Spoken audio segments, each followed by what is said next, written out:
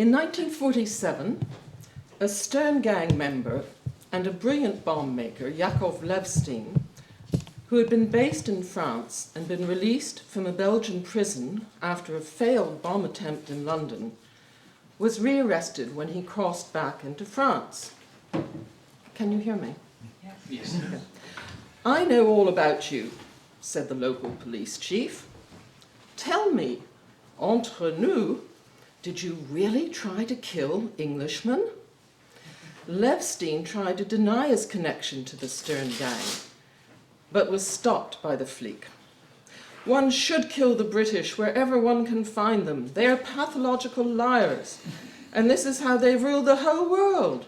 I saw it myself. I served in Lebanon and Syria in de Gaulle's Free France army.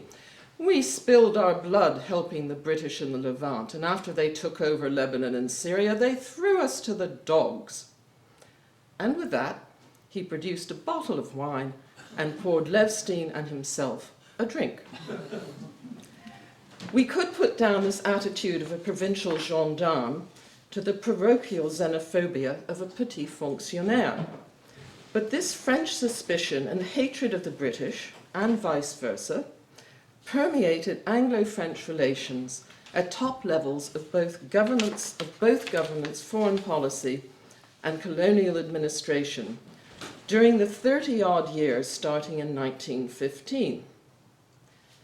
We are surely all aware of the centuries of rivalry between France and Britain, from the 100 Years' War of the Middle Ages to de Gaulle's refusal to let Britain join the common market. The web of intrigue and deceit that marked their dealings in the Middle East, however, makes for an interesting but very shabby story.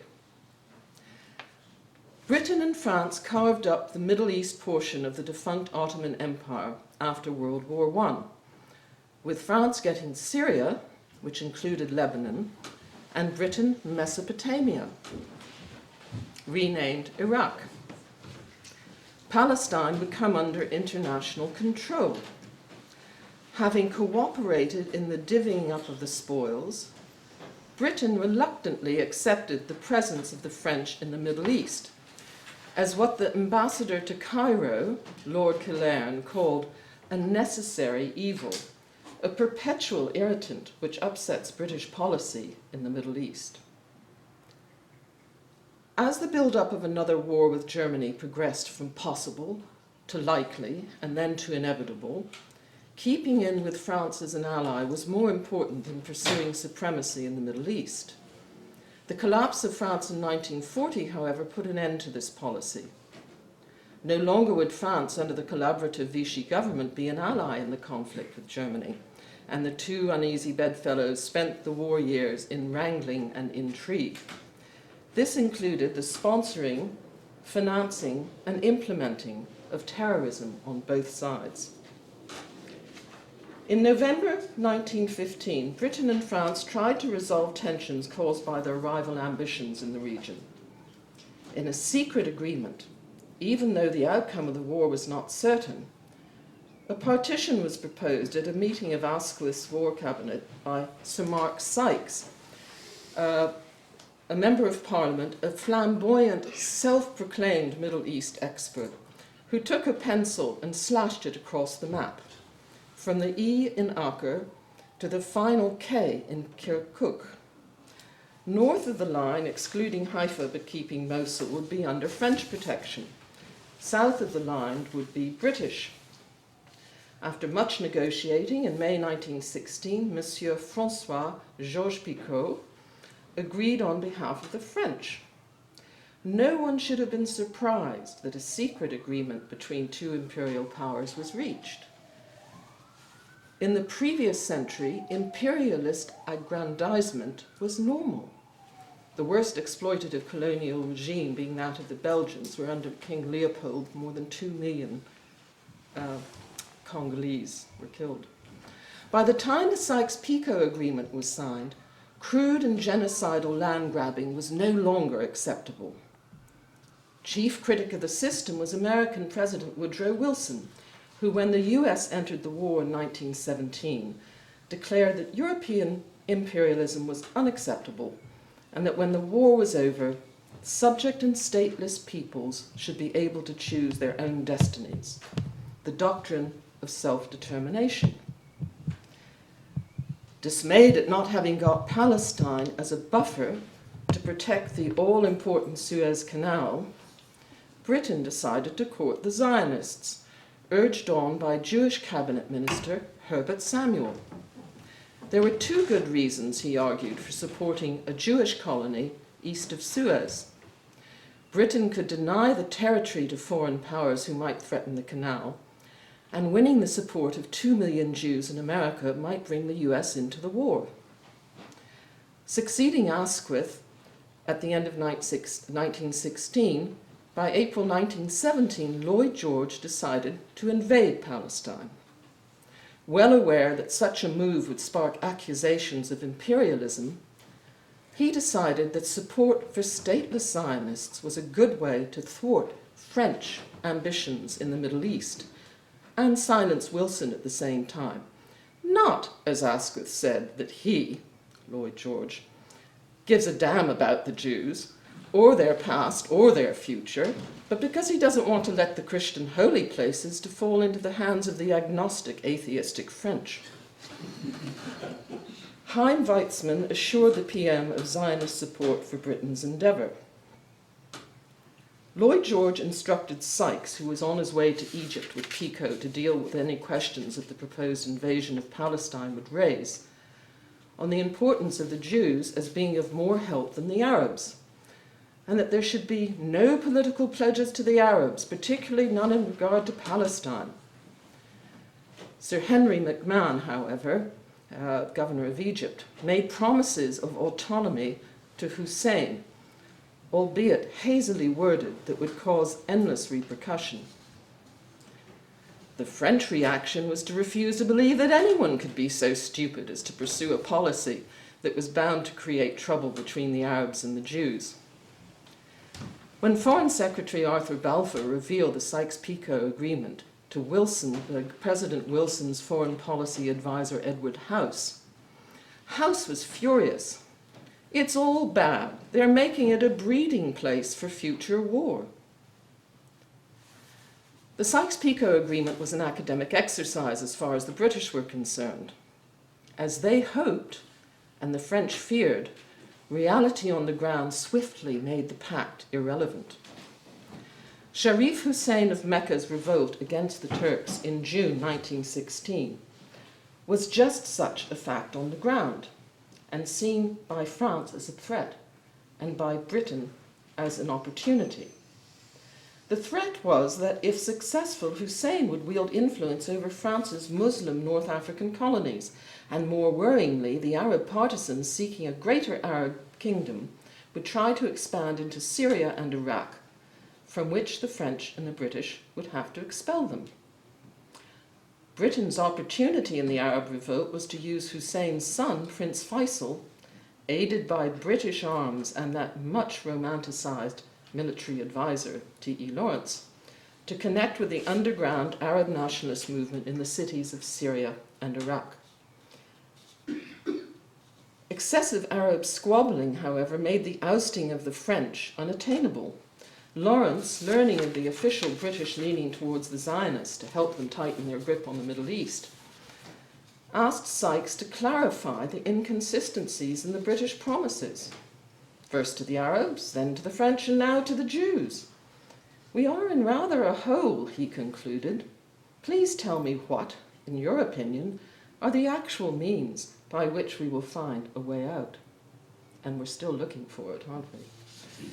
In 1917, General Allenby finally wrenched Palestine from the Turks in fulfillment of the strategy essential to keep the French from pressing for the agreed international administration of Palestine.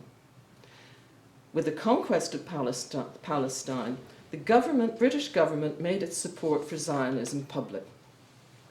On the 7th of November, the Times published a letter from Foreign Secretary Arthur Balfour to Lord Rothschild.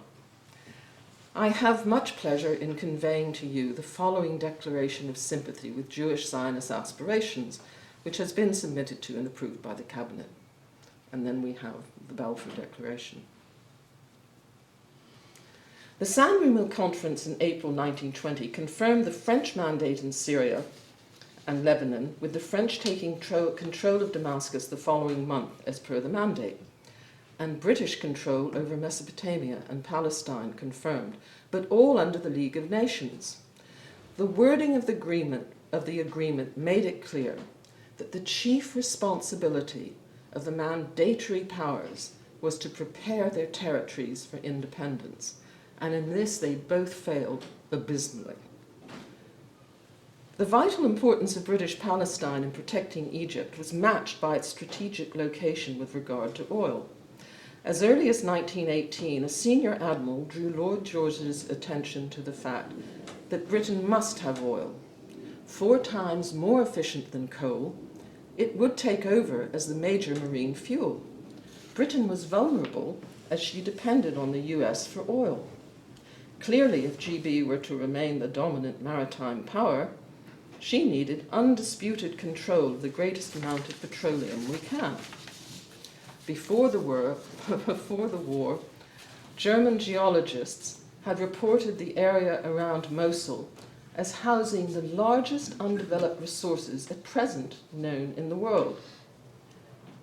The power that controls the oil lands of Persia and Mesopotamia will control the supply of the majority of the liquid fuel of the future.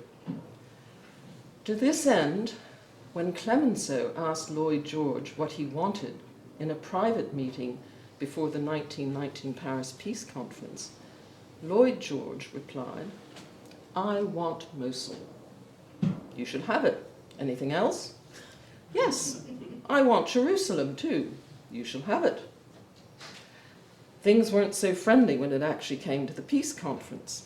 France demanded and received an equal share of the Mesopotamian oil, while Britain insisted on Palmyra, which is so much in the news as being destroyed today, which is just shocking. Halfway between Damascus and the Euphrates, and a vital station for an oil pipeline from Mosul to the Med. This would dramatically reduce the territory that France claimed as Syria. The British really pulled a fast one here, you see. Clemenceau accused Lloyd George, "From the very first day after the Armistice, I found you an enemy of France." "Well," joked Lloyd George, "was it not always our traditional policy?" Ho, ho, ho. Clemenceau didn't see the joke. It was obvious that the wartime allies were rivals once again. Oil was eventually struck in October 1927 near Kirkuk. By 1934, after much dispute over the route, a pipeline was completed that bifurcated, one branch going to Aleppo for the French and the other reaching the sea at Haifa for the British. By 1940, the Iraqi oil fields were producing 4 million tons a year, and the full requirements of the British Mediterranean fleet. The pipeline was the carotid artery of the British Empire. Palestine's new strategic importance as the outlet of Iraqi oil made the British determined to hang on at any cost, despite mounting opposition to their fulfillment of their mandate. From the start, the British were convinced that the French were stirring up trouble in Palestine. Chaim Weizmann claimed that Arab hostility to the Jews was artificial. And when demonstrations took place in Jerusalem in 1920 in favor of the unification of Palestine with Syria under Arab control, Chief Political Officer Richard Meinertzhagen wrote, "They were certainly the result of French efforts to destabilize British rule." Over the next few years, Britain had to deal not only with sporadic violence in Palestine, but also with revolts in Iraq. And they were also under continuous pressure from both public and Parliament to cut the enormous costs of running the mandate. At one point, they had 300,000 troops in the area. To reduce these problems, Faisal was installed as King of Iraq in 1921. Iraq, Mesopotamia renamed Iraq. And his brother Abdullah in Transjordan as King of the new Kingdom of Jordan, created as a safety valve to restrain Arab opposition to the Jews across the river. The French too had their difficulties in administering their mandate, with a prolonged revolt by the Druze that only ended in 1927, with the help of the British. Although Gamelin, the French commander-in-chief, praised the British for their help, many French intelligence officers were convinced the British had done their utmost to prolong the revolt in an attempt to force the French out of Syria. Jewish immigration after the Balfour Declaration had not been a political issue, as numbers weren't high in the 1920s, but tougher immigration policies by the US and other Western countries led to increased Jewish desire to enter Palestine. After Hitler's seizure of power in 1933, numbers really jumped. From 9,500 in the year 1932 to 60,000 in 1935. Resulting tensions led to riots in Jerusalem, Hebron, Sfat, and other places with considerable loss of life. In 1936, a royal commission led by Lord Peel arrived to look into the Arabs' grievances. They quickly decided that the conflict between Arab and Jew were irrepressible and recommended partition. The commission only made Britain's political situation worse, for the report got out to the public with its attached map, and the map was really the problem, because it showed clearly that it allocated much of northern and coastal Palestine, along with its Arab population, to the Jews. The Arabs were incandescent and, confident from the poor handling of the violence in 1936, rejected the proposal and renewed bloody protests. Mohammed Amin al-Husseini, the charismatic Mufti of Jerusalem, who was also head of the Arab Higher Council, with whom the British had had good relations, lost British sympathy when Lewis Andrews, the assistant district commissioner in northern Palestine, was murdered along with his bodyguard. This was the turning point in the British government's approach. 3 days after the murders, they outlawed the Arab Higher Committee and arrested its members, but al-Husseini escaped, disguised as a woman. His appearance 3 weeks later in Lebanon was conclusive proof that the Arabs were now using Syria and Lebanon as a safe base. The French did little to help in bringing gangs who sought sanctuary and support across the border to justice. So eventually 2 new measures were brought in. A 50-mile-long fence along the border with Syria and Lebanon to be patrolled by the Palestine police, and the enlisting of much more ruthless men in the police force. There was, according to a former serving policeman, definitely a touch of the black and tans method about the police. The brutal and indiscriminate approach, collective punishment, burning and bulldozing of houses, cordon and search operations, all led in a vicious circle and turned what had been disorganized banditry into a general insurgency. Up until 1938, the Yeshuv, the Jewish community, had followed a policy of self-restraint, or havgalah. But after the hanging of Shlomo Youssef in June 1938 for shooting at an Arab bus, even though there were no casualties, havgalah ceased. The execution triggered a wave of revenge attacks, and the escalating tit-for-tat left Britain in an impossible situation, for even moderate Arabs refused to negotiate with the British for fear of being murdered by their own people.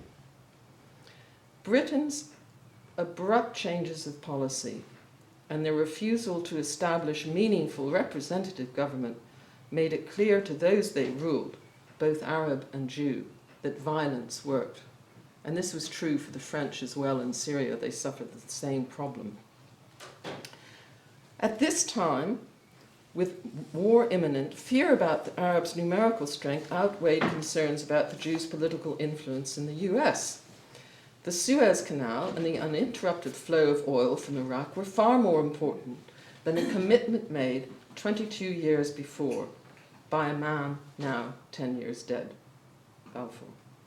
Also, the 20,000 frontline troops used during the insurgency were needed elsewhere.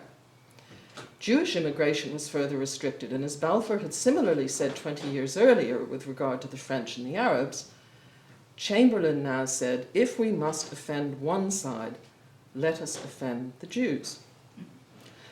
The arrival of General de Gaulle to establish Free France in London in June 1940 certainly didn't improve Anglo-French relations. Central to his envisaged fight back was the vast French Empire, with the Levant at the heart of the strategy and the help of the British essential.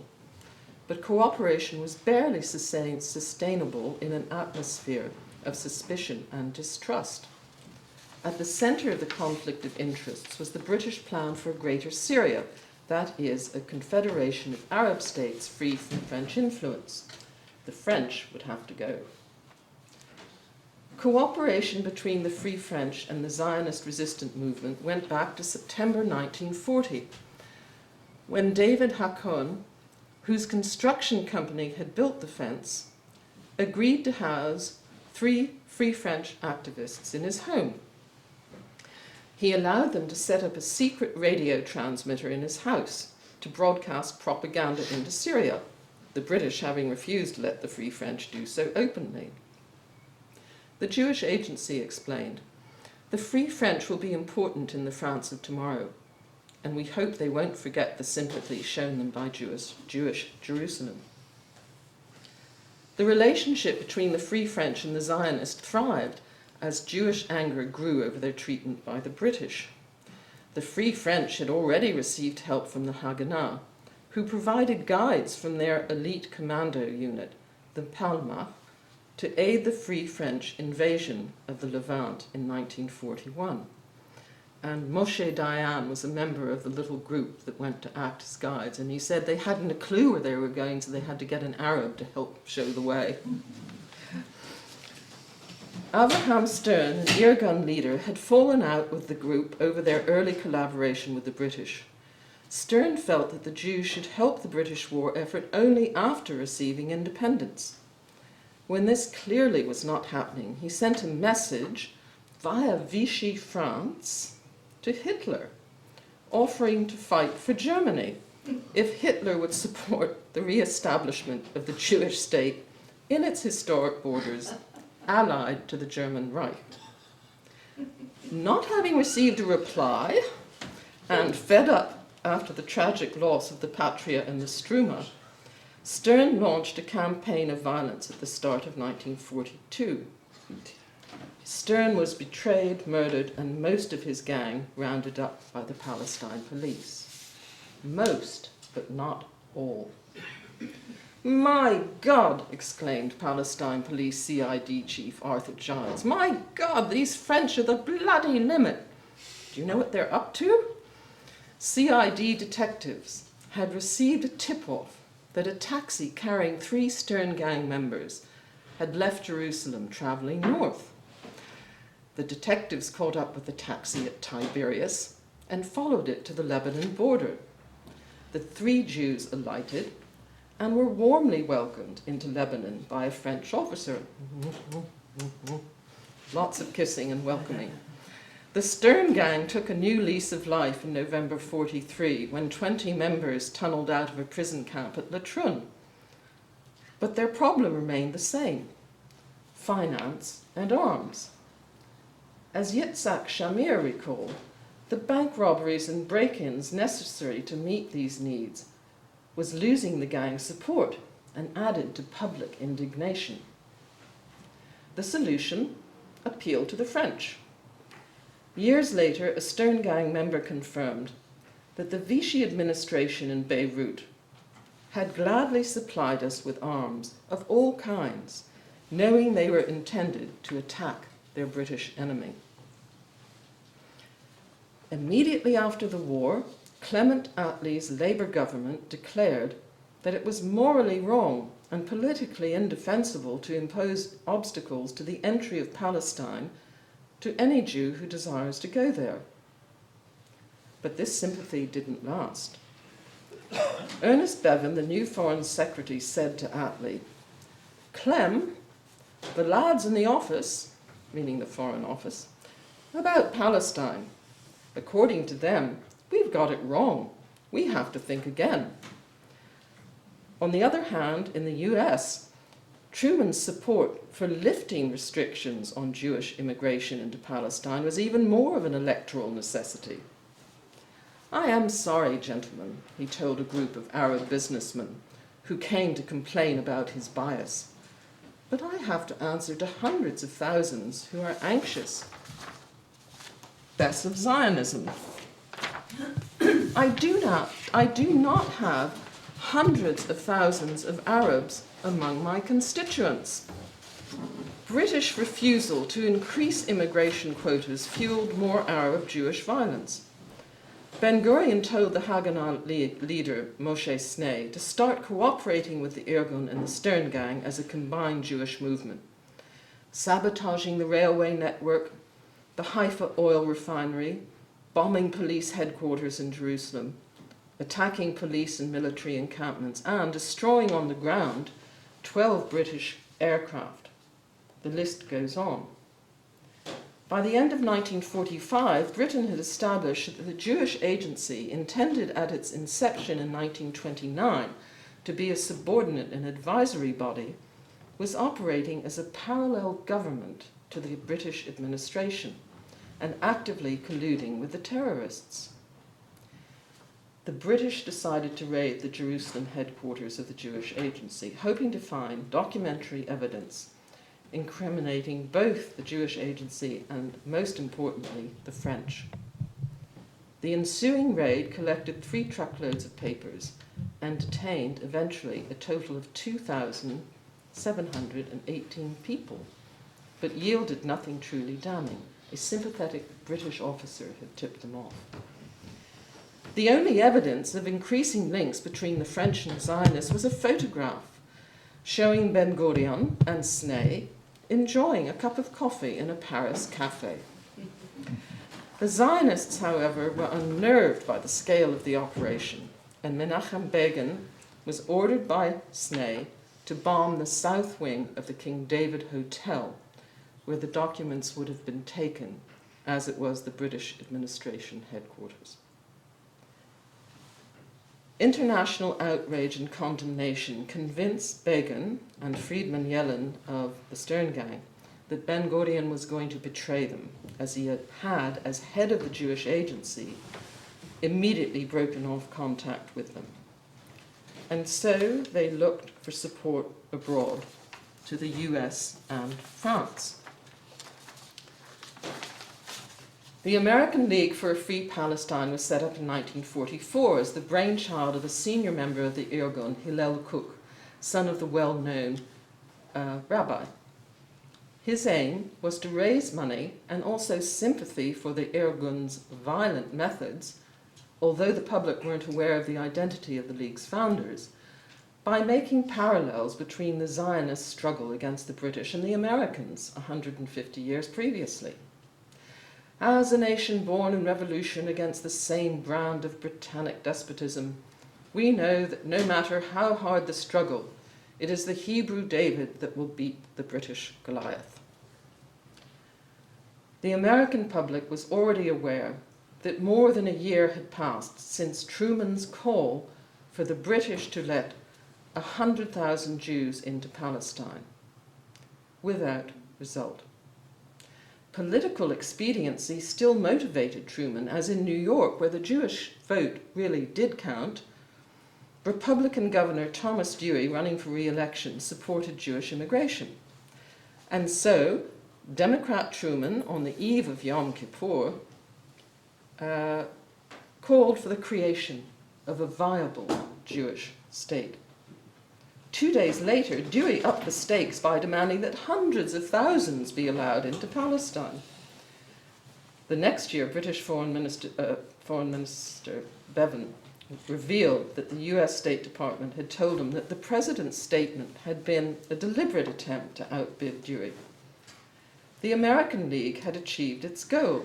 It had forced the 2 main political parties into a bidding war and created tensions between the US and Britain. The League also set up a branch in Paris, where Cook compared the Irgun struggle with that of the French resistance to elicit sympathy and cash. Whereas in the US, the backing of film stars had been sought. Frank Sinatra and Bob Hope signed up. In France, it was the intellectuals who climbed on the bandwagon, Sartre and Simone de Beauvoir, as well as prominent former members of the resistance. And now I have to find page 14. Here it is. France continued to be the safe haven for the Irgun and the launching pad of their attacks on the British, now taken to the homeland. In 1947, a bomb planted in the ladies' lavatory of the colonial officers' headquarters on Whitehall failed to go off. The device was made of French gelignite and was covered in the fingerprints of a man who had escaped from Palestine in 1943. Another pointer to French provenance of the attack was the fact that the young woman who had left the device had spoken to the guard with a French accent. A match for the fingerprints was found, Yakov Levstein, whom we met at the beginning. This concrete evidence corroborated the British government's information that the Jewish operatives were planning to use Paris as a base for assassinations of major British politicians, including Churchill and Bevan. Levstein also organized a successful bombing in Britain, using a Sorbonne student of Sartre's to leave a coat padded with gelignite at the Colonies Club, a social club for servicemen near Trafalgar Square, with considerable casualties. Persuading the French police to crack down on the terrorists was not easy, because the French Minister of the Interior, Edouard Depreux, sympathized with the Zionists and was a great admirer of former French President Léon Blum, who of course was Jewish. Blum blamed the British for provoking terrorism by closing one after the other all the avenues of hope to the Jews of Palestine and the Zionists across the world. So, when a Zionist consignment of arms was impounded by the police in the south of France in 1946, he ordered the release of the weapons and their onward shipment to Palestine. He also influenced the French government's decision to not be too zealous in checking visas of those leaving France. Another Irgun trainer, having recruited, prepared, and dispatched Jews from Italy, moved to Paris to do the same there. One of his recruits, American Rabbi Bernard Korff, moved to Paris to implement his scheme to parachute Jews into Palestine, literally over the heads of the British as they stopped the immigrants' influx by sea. France's Foreign Minister Bidot, however, politely vetoed the idea of reining Jews into the Promised Land. Korff then revised his plan, substituting dropping of propaganda leaflets to be followed by bombs onto London. He hired a pilot and arranged a rendezvous at an aerodrome west of Paris. When he arrived, he was arrested by a squad of 20 policemen dressed as mechanics. The pilot had shot him. Despite scuppering Korff's plan, the French made absolutely no effort to stop mass illegal immigration from French ports in the south of France. Bidot, although obliged to make the officially correct noises of cooperation to the British embassy's protests, actually did nothing to help. A French newspaper reported the following exchange between an aspiring group of émigrés and a policeman. "Where are you going?" the policeman asked. "We are going to Bolivia," the group's leader replied, showing the appropriately stamped collective visa. "A lovely country," the flic remarked. "I know it well. I served 3 years in Syria." By mid-1947, convoys of trucks bearing up to 500 Jews arrived at the ports every other night. There, the refugees were helped by sympathetic officials and a network of dockers, fishermen, and shipping agents. The dreadful episode of the Exodus, when, passengers having been deported to Hamburg, where they were forcibly removed by 1,000 British troops, backed up by 1,500 German policemen, using water hoses, truncheons, and tear gas, demonstrated that Britain could no longer rule Palestine. Attlee did not wait for the UN debate on UNSCOP's recommendations that the mandate should end and the country be split between Arabs and Jews, with Jerusalem an international zone. He announced on the 26th of September that Britain would withdraw from Palestine unilaterally on the 14th of May 1948, regardless of the UN's decision. After the establishment of the State of Israel, having voted in favor of partition while the British abstained, and the French vote was very important because the four sort of satellite countries, the Netherlands, Luxembourg, and Belgium, 3 countries, went along with France, and that made the difference in the vote.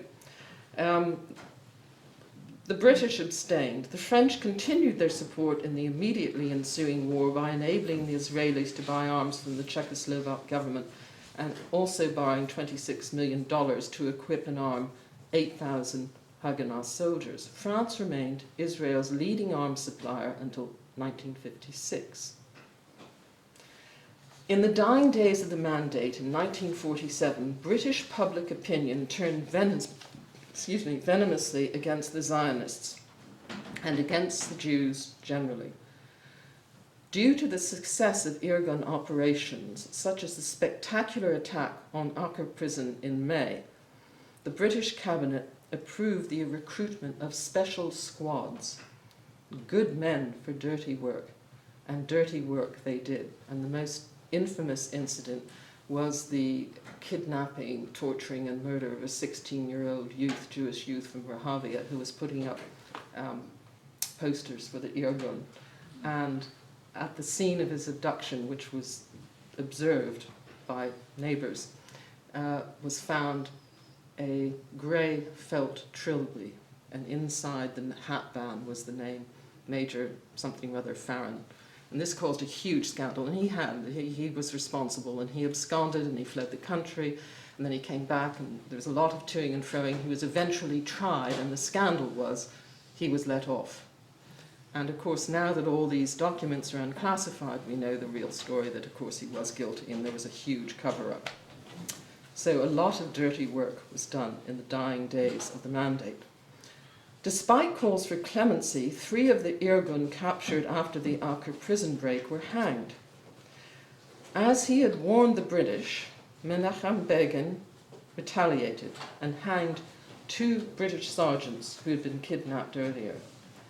The press was allowed to photograph the bodies and subsequent gruesome remains after booby traps exploded when the corpses were cut down. Press reports sparked rioting in British towns and cities, and in Liverpool, 300 Jewish properties were attacked. There were no more executions carried out in Palestine. The struggle between Britain and France for the mastery of the Middle East was the last gasp of empire building that created a conflict that is still with us today. British dissatisfaction over the Sykes-Picot deal led to support for Zionist ambitions. And so, the rights of the Jews to a country of their own became dangerously associated with a cynical maneuver designed to outwit the French. The British in Palestine, as did the French with the Christian population in Lebanon, used a commitment to a stateless people to camouflage their land grab and expected gratitude.